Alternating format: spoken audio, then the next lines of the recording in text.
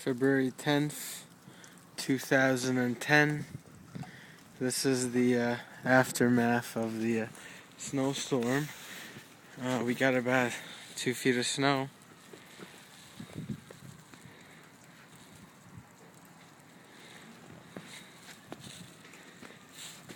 Take a look.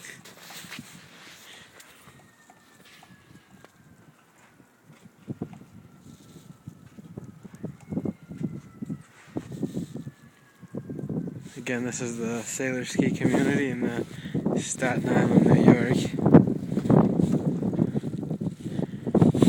So it's real crazy here right now. A lot of snow everywhere, just piling up.